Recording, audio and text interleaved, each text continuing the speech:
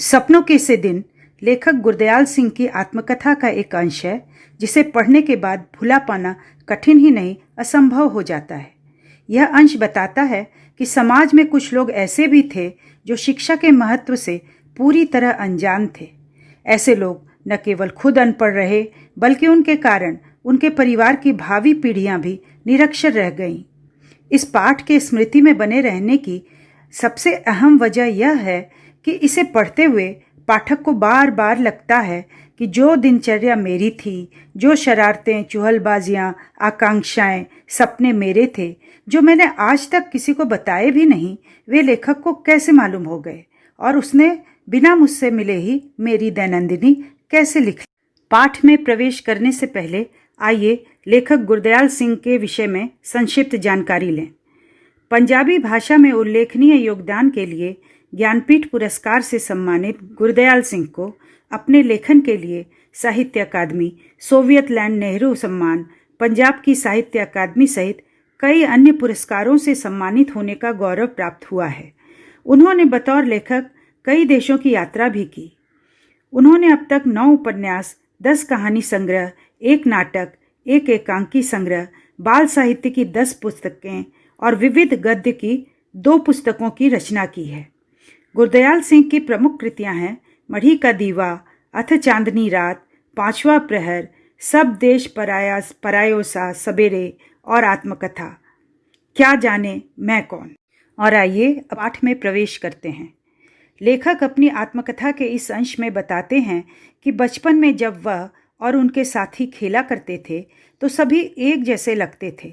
नंगे पांव, फटी मैली सी कच्छी और टूटे बटनों वाले कई जगह से फटे उनके कुर्ते और बिखरे बाल। खेलते हुए इधर उधर भागते दौड़ते वे गिर पड़ते जिससे उनके पांव छिल जाते थे। उनकी चोट देखकर माँ, बहनें तथा पिता उनकी पिटाई किया करते थे। इसके बावजूद भी वे बच्चे अगले दिन फिर खेलने निकल पड़ते। लेखक बचपन में यह सब नहीं समझ पाए थे।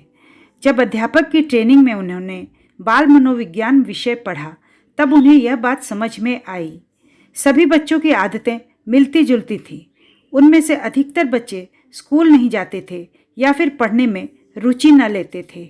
पढ़ाई का महत्व नहीं समझा जाता था। स्वयं माता पिता भी पढ़ाने में रुचि नहीं लेते थे।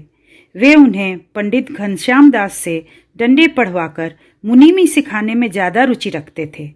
लेखक के आधे से ज़्यादा साथी राजस्थान या हरियाणा से आकर मंडी में व्यापार या दुकानदारी करने वाले परिवारों से आए थे। उनकी बोली कम समझ में आती थी। उनकी बोली पर हंसी भी आती थी, पर खेलते समय कभी कभी उनकी बोली समझ में आ जाती थी। बचपन में लेखक को घास अधिक हरी और फूलों की सुगंध अधिक मनमोहक लगती थी। लेखक को अभी तक उन फूलों की सुगंध याद है।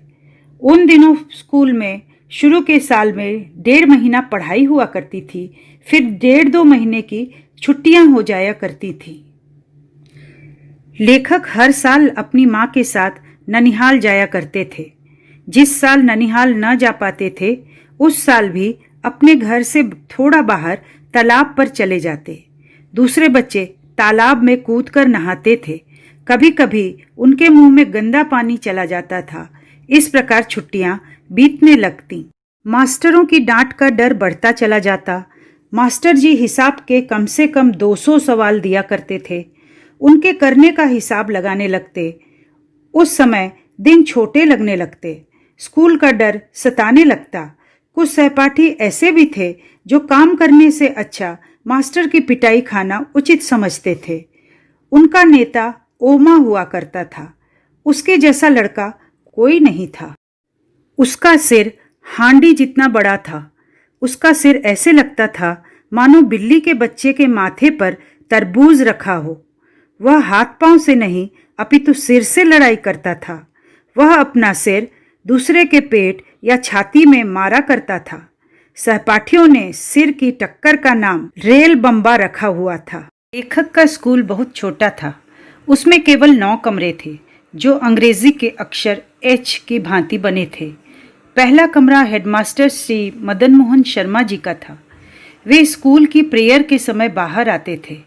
पीटी अध्यापक प्रीतम चंद लड़कों की कतारों का ध्यान रखते थे। वे बहुत कठोर थे और छात्रों की खाल खींचा करते थे। परंतु हेडमास्टर उसके बिल्कुल उल्टे स्वभाव के थे। वे 5वीं और 8वीं कक्षा को अंग्रेजी पढ़ाते थे। वे कभी भी किसी छात्र को मारते नहीं थे, केवल गुस्से में कभी कभी गाल पर हल्की चपत लगा देते थे। कुछ छात्रों को छोड़कर बाकी सब रोते हुए ही स्कूल जाया करते थे। कभी कभी स्कूल अच्छा भी लगता था जब पीटी टीचर कई रंगों की झंडियां पकड़वाकर स्काउटिंग का अभ्यास करवाते थे। यदि हम ठीक से काम करते तो वे शाबाश कहकर हमारा हौसला बढ़ाते थे। लेखक को हर वर्ष अगली श्रेणी में प्रवेश करने पर पुरानी पुस्तकें मिल जाया करती थीं। हेडमास्टर एक धनाढ्य लड़के को उसके घर जाकर पढ़ाया करते थे। वह लड़का लेखक से एक श्रेणी आगे था, इसलिए उसकी पुस्तकें लेखक को मिल जाया करती थीं। उन्हीं पुस्तकों के कारण लेखक अपनी पढ़ाई जारी रख सका। बाकी सब चीज़ों पर साल भर का मात्र 1-2 रुपये खर्च हुआ करता था। उस समय 1 रुपये में 1 सेर घी और 2 रुपये में 1 मन गेहूं मिल जाया करता था। केवल खाते पीते घरों के लड़के ही स्कूल जाया करते थे। लेखक अपने परिवार में से स्कूल जाने वाला पहला लड़का था। यह दूसरे विश्व युद्ध का समय था। नाभा रियासत के राजा को अंग्रेज़ों ने सन 1923 में गिरफ्तार कर लिया था। तमिलनाडु के कोडाई कनाल में जंग शुरू होने के पहले उनका देहांत हो गया था। उनका बेटा विलायत में पढ़ रहा था। उन दिनों अंग्रेज़ फौज में भर्ती करने के लिए नौटंकी वालों को साथ लेकर गांवों में जाया करते थे।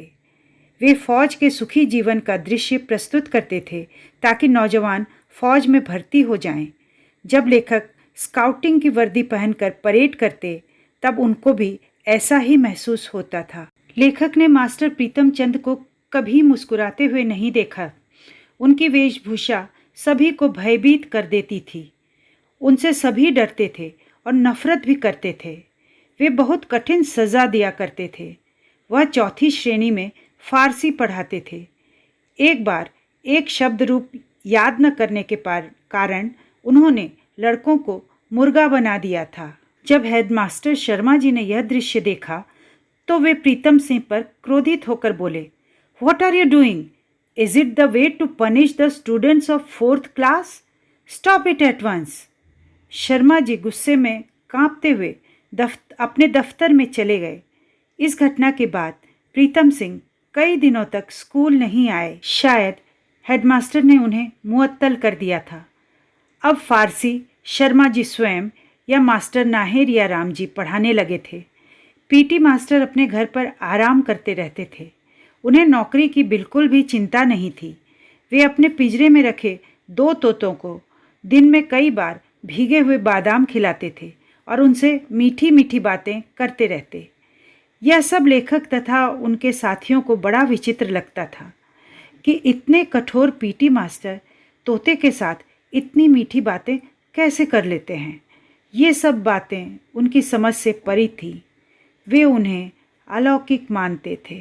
तो बच्चों, इस तरह आपने लेखक गुरदयाल सिंह की आत्मकथा का एक अंश सपनों के से दिन पढ़ा। अब आप इस पाठ को विस्तार से अपने पाठ्यपुस्तक में भी अवश्य पढ़िए। Thank you.